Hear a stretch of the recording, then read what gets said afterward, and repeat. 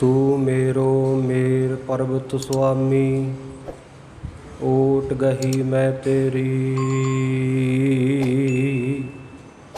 ना तुम डोलहो ना हम गिरते, रख लीनी हर मेरी। तीने ताप निवारण हारा, दुख हंता सुख रास। ताको बिघन न को लागै, जाकी प्रभ आगै अरदास।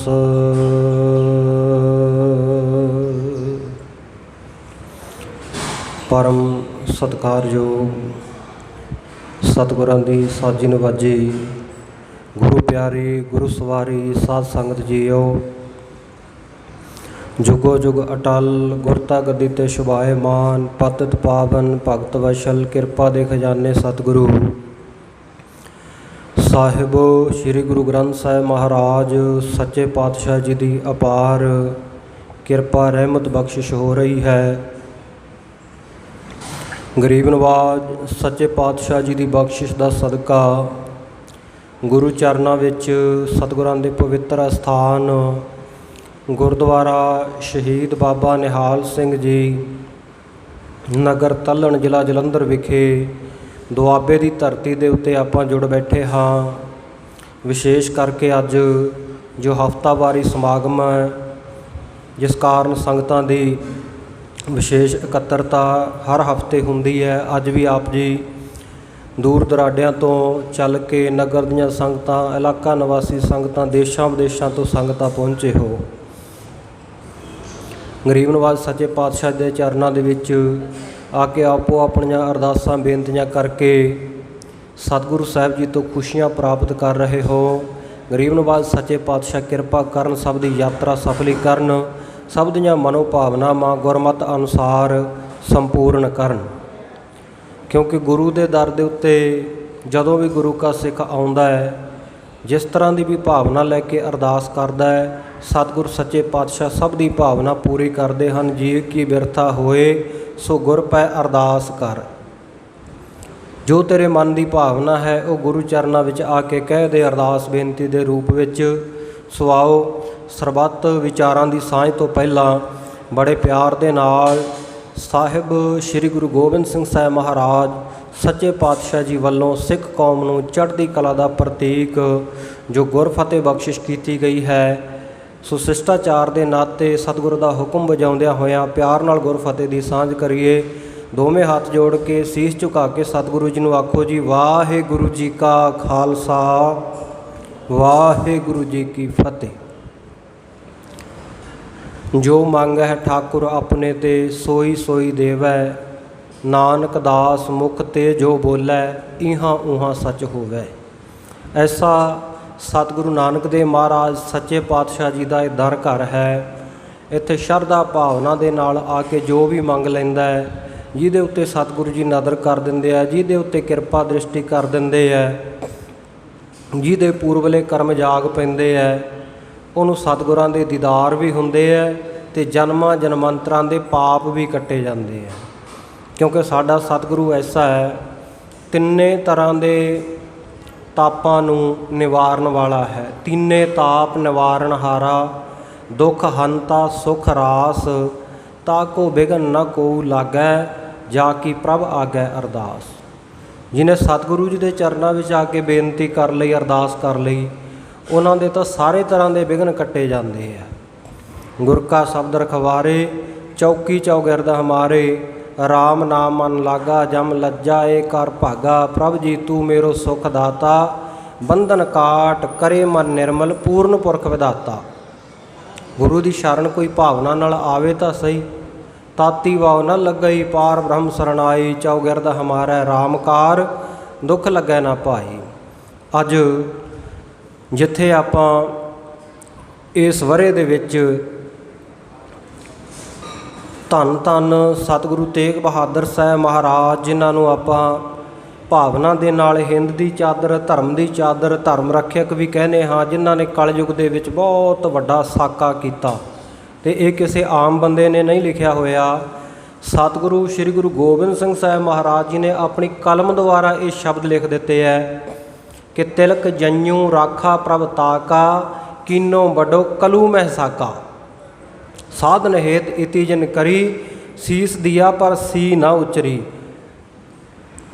ਔਰ ਸਤਿਗੁਰੂ ਜੀ ਦੀ ਹੀ ਬਾਣੀ ਚੰਡੀ ਦੀ ਵਾਰ ਦੇ ਵਿੱਚ ਆਪਾਂ ਪੜ੍ਹਦੇ ਹਾਂ ਪਹਿਲੀ ਪੌੜੀ, ਜੋ ਅਰਦਾਸ ਦਾ ਵੀ ਸਾਡਾ ਮੁੱਖ ਭਾਗ ਹੈ, ਪਹਿਲਾ ਪ੍ਰਥਮ ਭਾਗ ਹੈ। ਸਤਿਗੁਰੂ ਤੇਗ ਬਹਾਦਰ ਸਾਹਿਬ ਮਹਾਰਾਜ ਜੀ ਦੀ ਬਾਬਤ ਬਚਨ ਹਨ। ਤੇਗ ਬਹਾਦਰ ਸਿਮਰਿਆ ਘਰ ਨੌ ਨਿਧ ਆਵੈ ਧਾਏ। ਗੁਰੂ ਤੇਗ ਬਹਾਦਰ ਮਹਾਰਾਜ ਸੱਚੇ ਪਾਤਸ਼ਾਹ ਜੀ ਦਾ ਸਿਮਰਨ ਕੀਤਿਆਂ ਨੌ ਨਿਧਾਂ ਸਾਰੇ ਖਜ਼ਾਨੇ ਧਾ ਕੇ ਦੌੜ ਕੇ ਸਾਡੇ ਘਰ ਵਿੱਚ ਆ ਜਾਂਦੇ ਹੈ।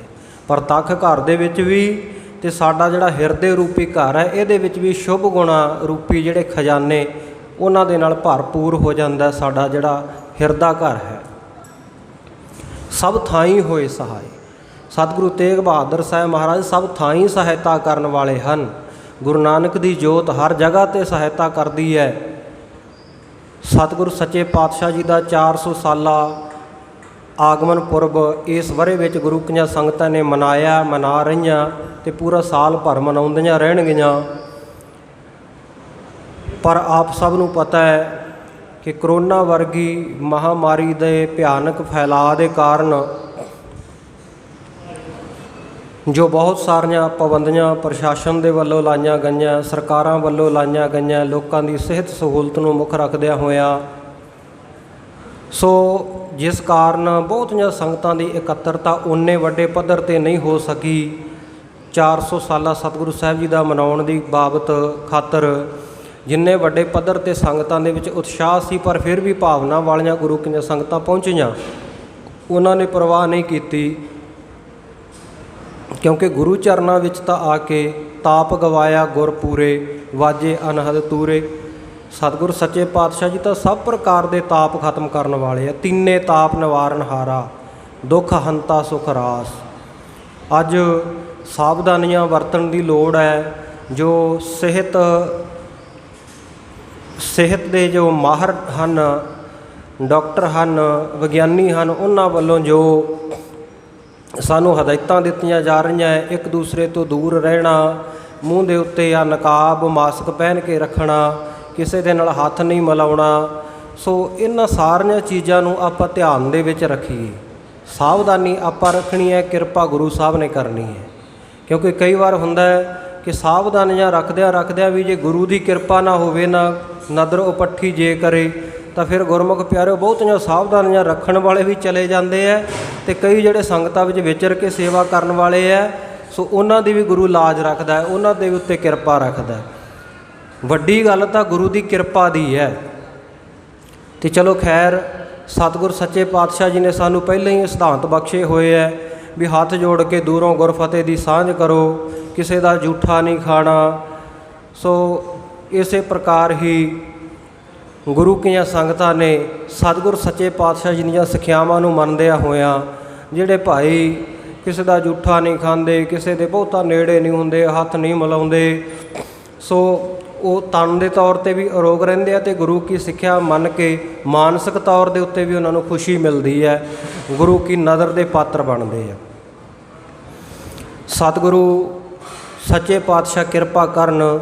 ਇਹ ਕਰੋਨਾ ਵਰਗੀ ਜਿਹੜੀ ਭਿਆਨਕ ਮਹਾਂਮਾਰੀ ਸੰਸਾਰ ਭਰ ਦੇ ਵਿੱਚ ਹੀ ਫੈਲੀ ਹੋਈ ਹੈ, ਸੋ ਇਸ ਤੋਂ ਸਾਨੂੰ ਆਪਣੀ ਕਿਰਪਾ ਕਰਕੇ, ਮਿਹਰ ਕਰਕੇ ਨਿਜਾਤ ਦਿਵਾਉਣ। ਇਸ ਲਈ ਗੁਰੂ ਚਰਨਾਂ ਦੇ ਵਿੱਚ ਆਪਾਂ ਸਾਰੇ ਰਲ ਮਿਲ ਕੇ ਅਰਦਾਸ ਕਰੀਏ, ਮਹਾਰਾਜ ਸੱਚੇ ਪਾਤਸ਼ਾਹ ਜਗਤ ਜਲੰਦਾ ਰੱਖ ਲੈ, ਆਪਣੀ ਕਿਰਪਾ ਧਾਰ, ਜਿਤ ਦੁਆਰੈ ਉਬਰੈ ਤਿਤੈ ਲਿਹੋ ਉਬਾਰ। ਮਹਾਰਾਜ ਜਿਹੜੇ ਵੀ ਦੁਆਰੇ ਤੁਸੀਂ ਦੁਨੀਆ ਨੂੰ ਉਬਾਰ ਸਕਦੇ ਹੋ ਨਾ, ਇਹ ਦੁੱਖ ਦੇ ਵਿੱਚੋਂ ਕੱਢ ਸਕਦੇ ਹੋ, ਉਹੀ ਤਰੀਕਾ ਵਰਤ ਕੇ। ਅਤੇ ਸਤਿਗੁਰ ਸੱਚੇ ਪਾਤਸ਼ਾਹ ਕਿਰਪਾ ਕਰੋ। ਇਹ ਸੰਸਾਰ ਜਿਹੜਾ ਜਲ ਬਲ ਰਿਹਾ ਹੈ, ਚਿੰਤਾ ਦੇ ਵਿੱਚ ਜਲ ਬਲ ਰਿਹਾ ਹੈ, ਈਰਖਾ ਦੇ ਵਿੱਚ ਜਲ ਬਲ ਰਿਹਾ ਹੈ, ਦਵੈਸ਼ ਦੇ ਵਿੱਚ ਜਲ ਬਲ ਰਿਹਾ ਹੈ, ਮਹਾਰਾਜ ਸੱਚੇ ਪਾਤਸ਼ਾਹ ਆਪ ਜੀ ਹਰ ਤਰ੍ਹਾਂ ਦੇ, ਤਿੰਨੇ ਤਰ੍ਹਾਂ ਦੇ ਤਾਪਾਂ ਤੋਂ, ਤਿੰਨੇ ਤਰ੍ਹਾਂ ਦੇ ਰੋਗਾਂ ਤੋਂ ਨਿਜਾਤ ਦਿਵਾਓ, ਮੁਕਤੀ ਦਿਵਾਓ।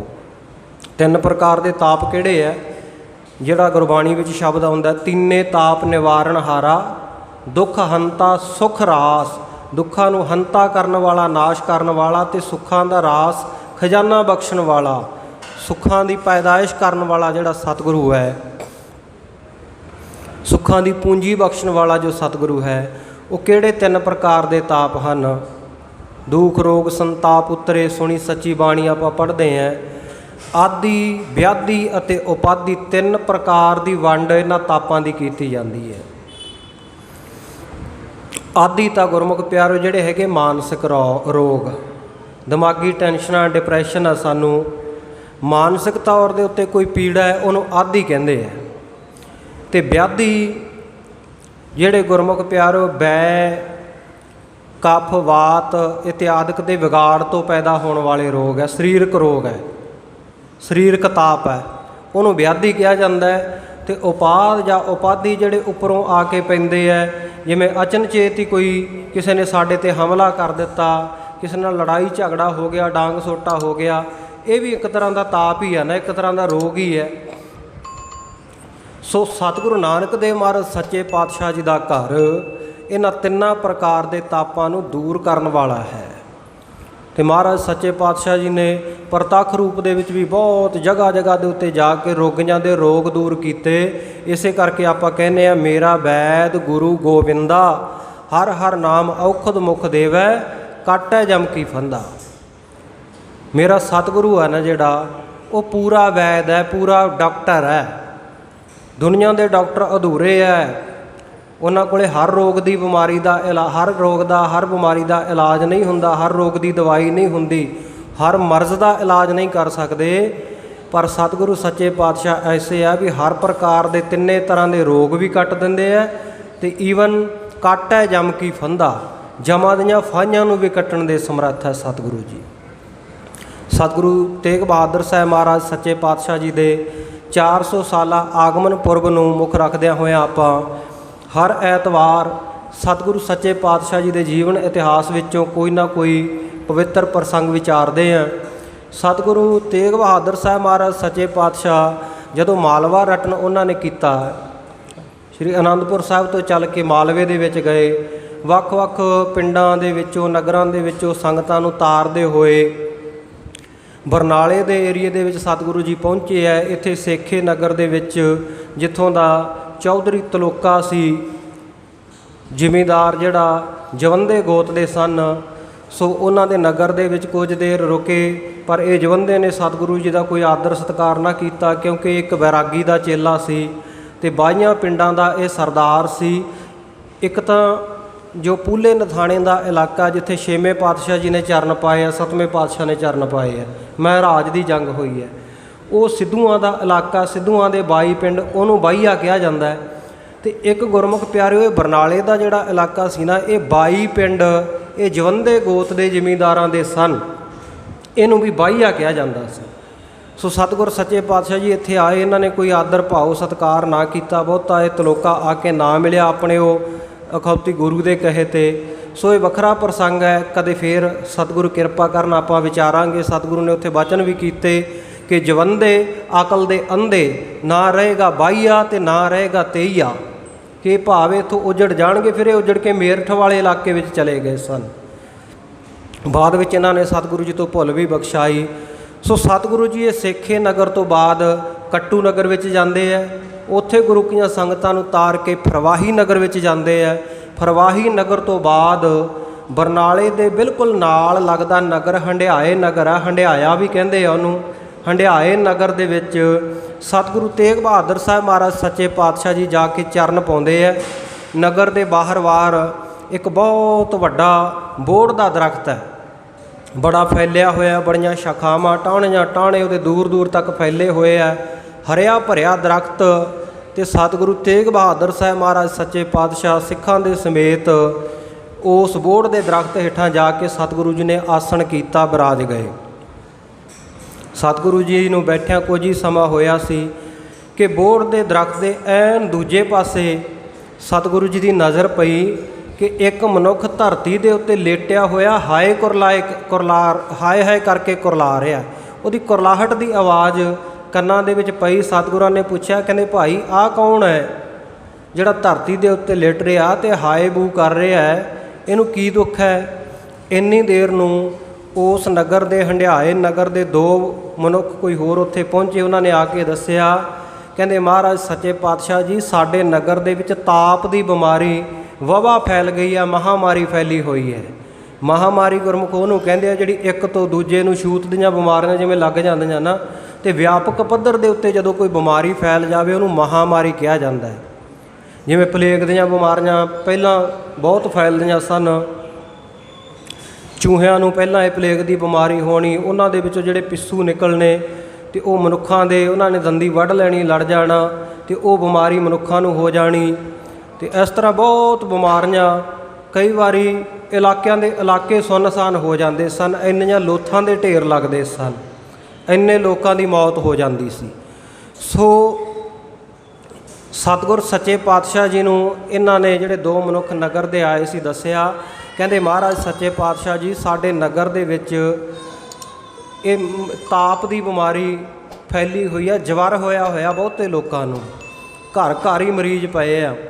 ਤੇ ਮਹਾਰਾਜ ਅਸੀਂ ਤਾਂ ਨਿੱਤਾ ਪ੍ਰਤੀ 5-7 ਸਿਵੇ ਬਾਲਦੇ ਹਾਂ, ਕਈ ਮਨੁੱਖ ਤਾਂ ਸਾਡੇ ਸਿਵਿਆਂ ਵਿੱਚ ਹੀ ਪੱਕੇ ਹੀ ਰਹਿੰਦੇ ਆ ਵੀ ਆ ਹੀ ਜਾਣਾ ਕਿਸੇ ਨਾ ਕਿਸੇ ਨੇ। ਤਾਂ ਜਿਵੇਂ ਹੁਣ ਵੀ ਆਪਾਂ ਖਬਰਾਂ ਪੜ੍ਹਦੇ ਹਾਂ ਕਿ ਫਲਾਣੇ ਇਲਾਕੇ ਦੇ ਵਿੱਚ ਇਹ ਕਰੋਨਾ ਦਾ ਇੰਨਾ ਕਹਿਰ ਵਾਪਰਿਆ ਵੀ ਉੱਥੇ ਲਾਸ਼ਾਂ ਦੇ ਢੇਰ ਲੱਗ ਗਏ, ਸ਼ਮਸ਼ਾਨ ਘਾਟ ਦੇ ਵਿੱਚ ਵਾਰੀ ਨਹੀਂ ਆਉਂਦੀ ਉਹਨਾਂ ਦਾ ਅੰਤਮ ਸੰਸਕਾਰ ਕਰਨ ਦੀ। ਇਵੇਂ ਹੀ ਇਹ ਹੰਡਿਆਏ ਨਗਰ ਦੇ ਵਿੱਚ ਬਹੁਤ ਭਾਰੀ ਇਹ ਬਿਮਾਰੀ ਫੈਲੀ ਹੋਈ ਸੀ।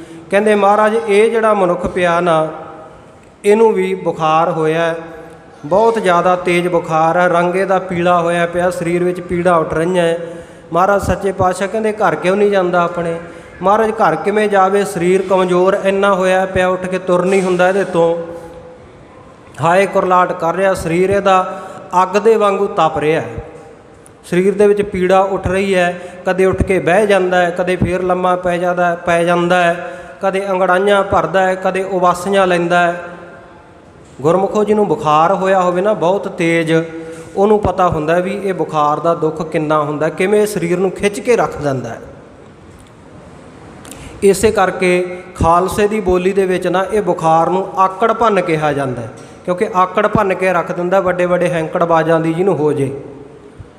ਅਤੇ ਇਹਨੂੰ ਇਹ ਆਕੜ ਭੰਨ ਬੁਖਾਰ ਹੋਇਆ। ਅਤੇ ਸਤਿਗੁਰ ਸੱਚੇ ਪਾਤਸ਼ਾਹ ਕਹਿੰਦੇ ਭਾਈ ਕੋਈ ਇਹਦਾ ਇਲਾਜ ਨਹੀਂ ਹੈ, ਕੋਈ ਤੁਸੀਂ ਇਲਾਜ ਨਹੀਂ ਕਰਵਾਇਆ? ਕਹਿੰਦੇ ਮਹਾਰਾਜ ਬਹੁਤ ਇਲਾਜ ਕਰਵਾਏ ਅਸੀਂ ਤਾਂ, ਪਰ ਸਾਡੀ ਪੇਸ਼ ਕੋਈ ਨਹੀਂ ਜਾ ਰਹੀ, ਕੋਈ ਠੀਕ ਹੀ ਨਹੀਂ ਹੁੰਦਾ। ਜਿਹਨੂੰ ਹੋ ਜਾਂਦਾ ਬਸ ਤੀਜੇ ਇੱਕ ਦਿਨ ਚੜ੍ਹਾਈ ਕਰ ਜਾਂਦਾ, ਬਸ ਆ ਥੋੜ੍ਹਾ ਜਿਹਾ ਬੁਖਾਰ ਹੁੰਦਾ ਅਤੇ ਕਮਰ ਦੇ ਉੱਤੇ ਲੱਕ ਦੇ ਉੱਤੇ ਇੱਕ ਥੋੜ੍ਹੀ ਜਿਹੀ ਵੱਧ ਜਿਹੀ ਨਿਕਲਦੀ ਆ, ਫੋੜਾ ਜਿਹਾ ਨਿਕਲਦਾ ਅੰਦਰਲੇ ਪਾਸੇ, ਅਤੇ ਨਾਲ ਦੀ ਨਾਲ ਹੀ ਤੀਜੇ ਦਿਨ ਉਹ ਮਨੁੱਖ ਚੜ੍ਹਾਈ ਕਰ ਜਾਂਦਾ। ਇੱਦਾਂ ਦੀ ਬਿਮਾਰੀ ਫੈਲੀ ਹੋਈ ਹੈ।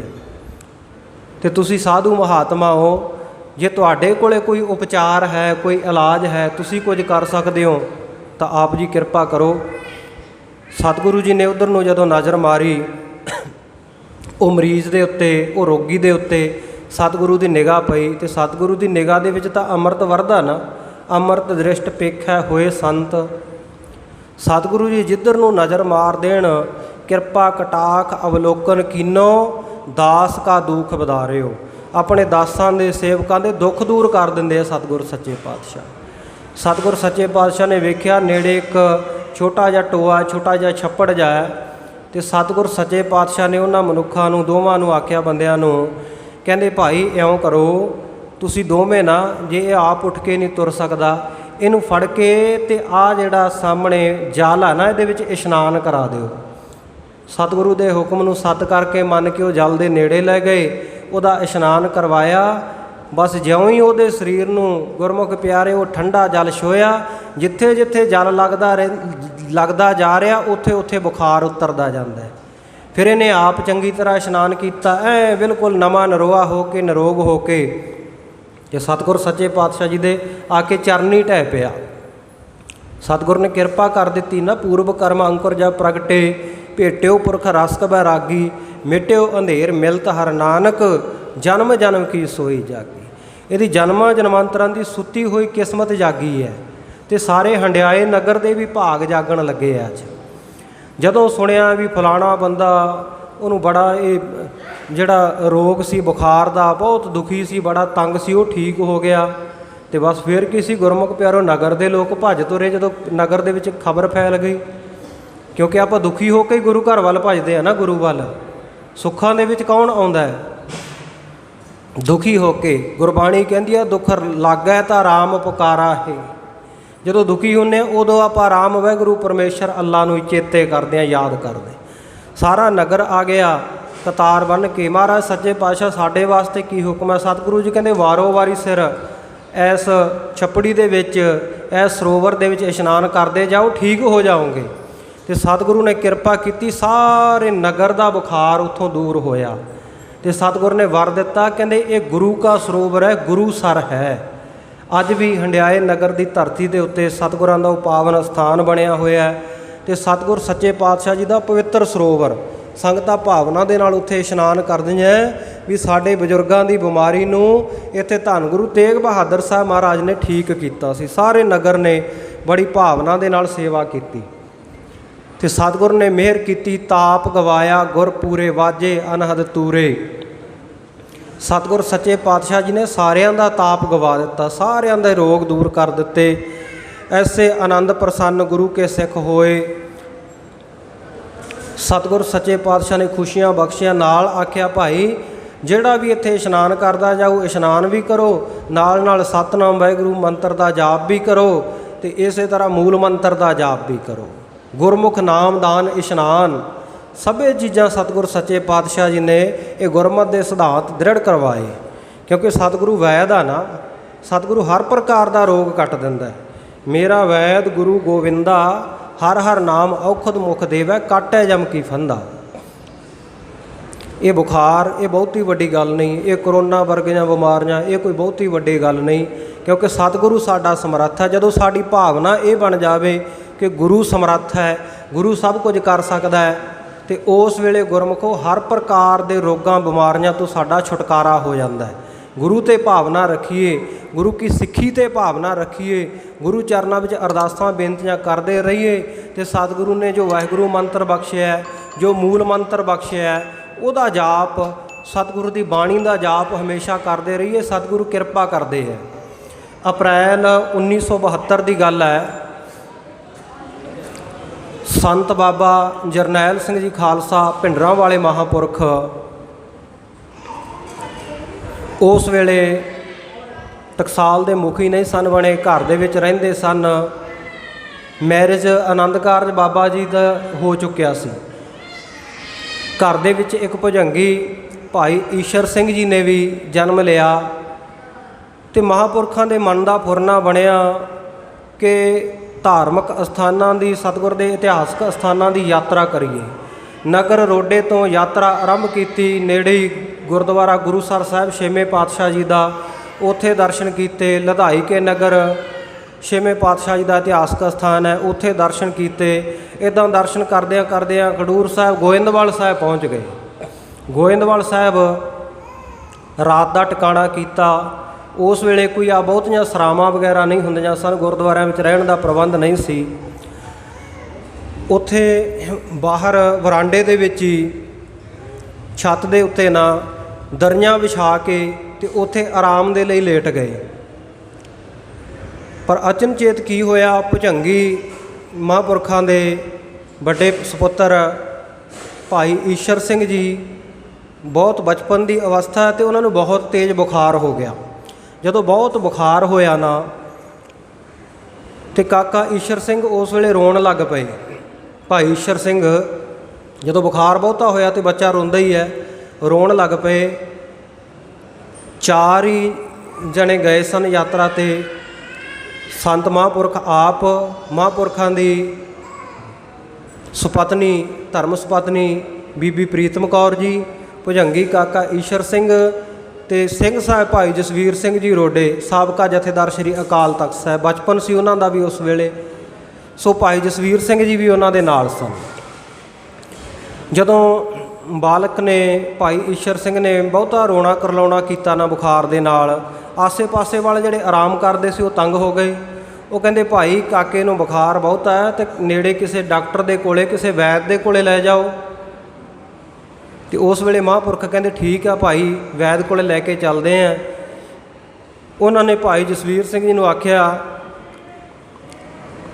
ਕਹਿੰਦੇ ਪੁੱਤਰ ਜੀ ਇਹ ਭਾਈ ਈਸ਼ਰ ਸਿੰਘ ਨੂੰ, ਕਾਕਾ ਈਸ਼ਰ ਸਿੰਘ ਨੂੰ ਚੁੱਕ ਕੇ ਮੋਢੇ ਲਾ ਲਓ ਤੇ ਆਪਾਂ ਵੈਦ ਕੋਲ ਚੱਲਦੇ ਹਾਂ। ਤੇ ਭਾਈ ਜਸਵੀਰ ਸਿੰਘ ਜੀ ਕਹਿੰਦੇ ਵੀ ਮੈਂ ਸੋਚਿਆ ਵੀ ਮਹਾਂਪੁਰਖ ਜਥੇ ਵਿੱਚ ਆਉਂਦੇ ਜਾਂਦੇ ਰਹਿੰਦੇ ਆ, ਦਮਦਮੀ ਟਕਸਾਲ ਦੇ ਜਥੇ ਵਿੱਚ ਰਹਿੰਦਿਆਂ ਹੋਇਆਂ ਤੇ ਇਸ ਸਥਾਨ 'ਤੇ ਆਉਂਦੇ ਹੋਣਗੇ ਪਹਿਲਾਂ, ਤੇ ਹੋ ਸਕਦਾ ਵੀ ਕਿਸੇ ਵੈਦ ਨੂੰ ਜਾਣਦੇ ਹੋਣ ਨੇੜੇ, ਉਹਨਾਂ ਨੂੰ ਪਤਾ ਹੋਵੇ ਕਿ ਡਾਕਟਰ ਵੈਦ ਕੋਈ ਇੱਥੇ ਨੇੜੇ ਰਹਿੰਦਾ। ਕਹਿੰਦੇ ਮੈਂ ਭਾਈ ਈਸ਼ਰ ਸਿੰਘ ਨੂੰ ਮੋਢੇ ਲਾਇਆ ਤੇ ਚੁੱਕ ਕੇ ਮਹਾਂਪੁਰਖਾਂ ਦੇ ਪਿੱਛੇ ਪਿੱਛੇ ਤੁਰੇ ਗਿਆ। ਮਹਾਂਪੁਰਖ ਅੱਗੇ ਅੱਗੇ ਚੱਲਦੇ ਗਏ ਤੇ ਕਹਿੰਦੇ ਮੇਰੇ ਮੋਢੇ ਨੂੰ ਜਦੋਂ ਭਾਈ ਈਸ਼ਰ ਸਿੰਘ ਦਾ ਸਿਰ ਲੱਗਿਆ ਹੋਇਆ ਸੀ ਨਾ, ਇੰਨਾ ਤੇਜ਼ ਬੁਖਾਰ ਸੀ, ਕਹਿੰਦੇ ਮੇਰਾ ਮੋਢਾ ਵੀ ਐਨ ਤਪਣ ਲੱਗ ਪਿਆ ਉਸ ਗਰਮੀ ਦੇ ਨਾਲ, ਉਸ ਬੁਖਾਰ ਦੇ ਨਾਲ। ਕਹਿੰਦੇ ਜਦੋਂ ਅਸੀਂ ਬੌਲੀ ਸਾਹਿਬ ਦੇ ਸਾਹਮਣੇ ਪਹੁੰਚੇ ਤੇ ਮਹਾਂਪੁਰਖ ਕਹਿੰਦੇ ਮੇਰੇ ਪਿੱਛੇ ਪਿੱਛੇ ਆ ਜਾ। ਕਹਿੰਦੇ ਐਨ ਬੌਲੀ ਸਾਹਿਬ ਦੀਆਂ ਪੌੜੀਆਂ ਉੱਤਰ ਕੇ ਲਾਸਟ ਪੌੜੀ ਦੇ ਉੱਤੇ ਜਾ ਕੇ ਨਾ ਤੇ ਮੈਨੂੰ ਕਹਿੰਦੇ ਭਾਈ ਜਸਵੀਰ ਸਿੰਘ ਬੌਲੀ ਸਾਹਿਬ ਦੇ ਵਿੱਚ ਵੜ ਜਾਓ ਤੇ ਭੁਜੰਗੀ ਈਸ਼ਰ ਸਿੰਘ ਨੂੰ ਮੂਲ ਮੰਤਰ ਦਾ ਜਾਪ ਕਰਦਿਆਂ ਹੋਇਆਂ ਨਾ 5 ਚੁੱਭੇ ਲਵਾਓ, 5 ਵਾਰੀ ਇਸ਼ਨਾਨ ਕਰਾਓ। ਤੇ ਕਹਿੰਦੇ ਮੇਰੇ ਮਨ ਦੇ ਵਿੱਚ ਥੋੜ੍ਹਾ ਜਿਹਾ ਸ਼ੰਕਾ ਸੀ ਵੀ ਬੁਖਾਰ ਇਹਨੂੰ ਬਹੁਤ ਹੋਇਆ, ਕਿਉਂਕਿ ਆਮ ਜਦੋਂ ਕਿਸੇ ਨੂੰ ਬਹੁਤਾ ਬੁਖਾਰ ਹੋਇਆ ਹੋਵੇ ਤੇ ਆਪਾਂ ਕਹਿੰਦੇ ਆ ਨਾ ਵੀ ਇਹਨੂੰ ਇਸ਼ਨਾਨ ਨਹੀਂ ਕਰਨਾ ਚਾਹੀਦਾ, ਇੱਕਦਮ ਠੰਡਾ ਹੋਏਗਾ ਤੇ ਸਰੀਰ ਦੇ ਉੱਤੇ ਕੋਈ ਮਾੜਾ ਪ੍ਰਭਾਵ ਨਾ ਪੈ ਜਾਵੇ। ਤਾਂ ਕਹਿੰਦੇ ਮੈਂ 3 ਫੁੱਟ ਡੂੰਘੇ ਜਲ ਦੇ ਵਿੱਚ ਖੜਾ ਸੀ ਜਦੋਂ ਮੈਂ ਪਹਿਲਾ ਟੁੱਬਾ ਲਵਾਇਆ ਤੇ ਕਹਿੰਦੇ ਇੱਕਦਮ ਮੇਰੇ ਮਨ ਦੇ ਵਿੱਚ ਇਹ ਸ਼ੰਕਾ ਜਿਹਾ ਹੋਇਆ ਵੀ ਭੁਜੰਗੀ ਨੂੰ ਕੁਝ ਹੋ ਨਾ ਜਾਵੇ। ਤੇ ਮਹਾਂਪੁਰਖ ਕਹਿੰਦੇ ਮੇਰੇ ਦਿਲ ਦੀ ਗੱਲ ਜਾਣ ਗਏ, ਕਿਉਂਕਿ ਉਹ ਤਾਂ ਜਾਣਦੇ ਹੀ ਸਨ ਨਾ। ਕਹਿੰਦੇ ਮੈਨੂੰ ਕਹਿੰਦੇ ਕੁਝ ਨਹੀਂ ਹੋਣ ਲੱਗਿਆ। ਮਹਾਂਪੁਰਖਾਂ ਨੇ ਆਪ ਫੜ ਕੇ 5 ਟੁੱਬੇ ਲਵਾਏ, 5 ਵਾਰੀ ਇਸ਼ਨਾਨ ਕਰਾਇਆ ਤੇ ਨਾਲ ਮੂਲ ਮੰਤਰ ਦਾ ਜਾਪ ਕਰਦੇ ਰਹੇ। ਤੇ ਕਹਿੰਦੇ ਬਸ ਇਹ 5 ਟੁੱਬੇ ਲਵਾਉਣ ਦੀ ਦੇਰ ਸੀ, ਭੁਜੰਗੀ ਈਸ਼ਰ ਸਿੰਘ ਦਾ ਬੁਖਾਰ ਨਾਲ ਦੀ ਨਾਲ ਲੈ ਗਿਆ। ਕਹਿੰਦੇ ਫਿਰ ਮੈਨੂੰ ਕਹਿੰਦੇ ਵੀ ਲੈ ਵੀ ਇਹਨੂੰ ਚੱਕ ਕੇ ਬਾਹਰ ਲਿਆ। ਬਾਹਰ ਅਸੀਂ ਕਹਿੰਦੇ ਭੁਜੰਗੀ ਦੇ ਕੱਪੜੇ ਪਾਏ ਤੇ ਫਿਰ ਵਾਪਸ ਆ ਗਏ ਤੇ ਆ ਕੇ ਆਰਾਮ ਕੀਤਾ। ਸਾਰੀ ਰਾਤ ਸੁੱਖ ਆਰਾਮ ਨਾਲ ਬਤੀਤ ਹੋਈ। ਸਵੇਰ ਨੂੰ ਅੰਮ੍ਰਿਤ ਵੇਲਾ ਹੋਇਆ ਤੇ ਨਾਲ ਦੀ ਸੰਗਤ ਕਹਿੰਦੀ ਜੀ ਰਾਤ ਤੁਸੀਂ ਬੜੀ ਜਲਦੀ ਮੁੜ ਆਏ ਸੀ, ਵੀ ਵੈਦ ਦਾ ਘਰ ਕਿਤੇ ਨੇੜੇ ਹੀ ਹੋਣਾ। ਵੈਦ ਵੀ ਚੰਗਾ ਹੀ ਸੀ ਜਿਹਨੇ ਨਾਲ ਦੀ ਨਾਲ ਬੁਖਾਰ ਠੀਕ ਕਰ ਦਿੱਤਾ ਦਵਾਈ ਦੇ ਕੇ। ਉਸ ਵੇਲੇ ਮਹਾਂਪੁਰਖ ਕਹਿਣ ਲੱਗੇ, ਕਹਿੰਦੇ ਭਾਈ ਉਹ ਵੈਦ ਤਾਂ ਬਹੁਤ ਵੱਡਾ ਵੈਦ ਆ ਜਿਹਦੇ ਕੋਲੇ ਮੈਂ ਗਿਆ ਸੀ, ਤੇ ਉਹ ਕੋਈ ਦੂਰ ਨੇੜੇ ਦੀ ਗੱਲ ਨਹੀਂ। ਅਸੀਂ ਤਾਂ ਉਸ ਵੈਦ ਦੇ ਚਰਨਾਂ ਵਿੱਚ ਹੀ ਬੈਠੇ ਹਾਂ। ਸਤਿਗੁਰੂ ਅਮਰਦਾਸ ਸਾਹਿਬ ਮਹਾਰਾਜ ਸੱਚੇ ਪਾਤਸ਼ਾਹ ਜੀ ਉਹ ਵੱਡਾ ਵੈਦ ਹੈ। ਮੇਰਾ ਵੈਦ ਗੁਰੂ ਗੋਬਿੰਦਾ ਹਰ ਹਰ ਨਾਮ ਔਖਦ ਮੁਖ ਦੇਵੈ, ਕਾਟੈ ਜਮ ਕੀ ਫੰਦਾ। ਉਹਨਾਂ ਦੀ ਕਿਰਪਾ ਦੇ ਨਾਲ ਇਹ ਭੁਜੰਗੀ ਦੂਰ ਹੋਇਆ, ਭੁਜੰਗੀ ਦਾ ਬੁਖਾਰ ਦੂਰ ਹੋਇਆ। ਤੇ ਕਹਿੰਦੇ ਭਾਈ ਉਹ ਸਿਰਫ ਤਨ ਦੇ ਰੋਗ, ਤਨ ਦੇ ਬੁਖਾਰ ਹੀ ਨਹੀਂ ਦੂਰ ਕਰਦਾ, ਉਹ ਤਾਂ ਜਮਾਂ ਦੀਆਂ ਫਾਹੀਆਂ ਕੱਟਣ ਦੇ ਸਮਰੱਥ ਹੈ। ਅਸੀਂ ਉਹਨੂੰ ਦੂਰ ਸਮਝਦੇ ਹਾਂ। ਉਹ ਤਾਂ ਜਹ ਜਹ ਪੇਖੋ ਤਹ ਹਜੂਰ, ਦੂਰ ਕਤ ਹੋ ਨਾ ਜਾਹੀ, ਰਵ ਰਹਿਆ ਸਰਬੱਤਰ ਮੈਂ ਮਨ ਸਦਾ ਧਿਆਈ। ਉਹ ਤਾਂ ਸਦਾ ਹੀ ਸਾਡੇ ਸਦਾ ਅੰਗ ਸੰਗੇ ਅਭੰਗੰ ਬੇਪੂਤੇ, ਸਦਾ ਸਾਡੇ ਅੰਗ ਸੰਗ ਹੈ। ਸੋ ਐਸੇ ਸਤਿਗੁਰੂ ਸੱਚੇ ਪਾਤਸ਼ਾਹ ਜੀ ਦੇ ਚਰਨਾਂ ਦੇ ਉੱਤੇ ਮਹਾਂਪੁਰਖਾਂ ਦੀ ਭਾਵਨਾ ਸੀ ਤੇ ਉਹਨਾਂ ਮਹਾਂਪੁਰਖਾਂ ਦਾ ਜੀਵਨ, ਸਤਿਗੁਰ ਸੱਚੇ ਪਾਤਸ਼ਾਹ ਜੀ ਦਾ ਇਤਿਹਾਸ ਸਾਨੂੰ ਇਹੀ ਦੱਸਦਾ ਵੀ ਜਿੰਨੀ ਮਰਜ਼ੀ ਵੱਡੀ ਬਿਮਾਰੀ ਆ ਜਾਵੇ, ਜਿੰਨੀ ਵੱਡੀ ਮਰਜ਼ੀ ਮੁਸੀਬਤ ਆ ਜਾਵੇ, ਗੁਰੂ ਚਰਨਾਂ ਵਿੱਚ ਭਾਵਨਾ ਰੱਖੀਏ ਨਾ, ਗੁਰੂ ਚਰਨਾਂ ਵਿੱਚ ਅਰਦਾਸ ਕਰੀਏ ਤੇ ਸਤਿਗੁਰੂ ਕਿਰਪਾ ਕਰਦੇ ਆ, ਆਪ ਉਬਾਰ ਲੈਂਦੇ ਆ, ਆਪ ਬਚਾ ਲੈਂਦੇ ਹਨ। ਸੋ ਸਤਿਗੁਰ ਸੱਚੇ ਪਾਤਸ਼ਾਹ ਜੀ ਦੇ ਚਰਨਾਂ ਵਿੱਚ ਅਰਦਾਸਾਂ ਬੇਨਤੀਆਂ ਕਰਦੇ ਰਹੀਏ। ਕਥਾ ਵਿਚਾਰਾਂ ਦੌਰਾਨ ਹੋਈਆਂ ਬੇਅੰਤ ਭੁੱਲਾਂ ਦੀ ਆਪ ਸਮੂਹ ਸੰਗਤਾਂ ਨੇ ਖਿਮਾ ਬਖਸ਼ਿਸ਼ ਕਰਨੀ। ਗਰੀਬ ਨਵਾਜ਼ ਸੱਚੇ ਪਾਤਸ਼ਾਹ ਕਿਰਪਾ ਕਰਨ। ਫਿਰ ਸ਼ਾਮ ਦੇ ਦੀਵਾਨ ਦੇ ਵਿੱਚ ਜੋ ਇਤਿਹਾਸ ਦੀ ਲੜੀਵਾਰ ਕਥਾ ਚੱਲ ਰਹੀ ਹੈ, 7:15 7:30 ਵਜੇ ਹਾਜ਼ਰੀ ਭਰਾਂਗੇ। ਸਮੂਹ ਸੰਗਤਾਂ ਨੇ ਇਸੇ ਪ੍ਰਕਾਰ ਹਾਜ਼ਰ ਹੋ ਕੇ ਆਨੰਦ ਮਾਣਨਾ ਜੀ। ਆਓ ਪਿਆਰ ਦੇ ਨਾਲ ਗੁਰਫਤਿਹ ਦੀ ਸਾਂਝ ਕਰਕੇ ਉਪਰੰਤ ਸਤਿਗੁਰੂ ਜੀ ਦੇ ਭੋਗ ਦੇ ਸ਼ਲੋਕ ਸਰਵਣ ਕਰੀਏ ਜੀ। ਵਾਹਿਗੁਰੂ ਜੀ ਕਾ ਖਾਲਸਾ, ਵਾਹਿਗੁਰੂ ਜੀ ਕੀ ਫਤਿਹ।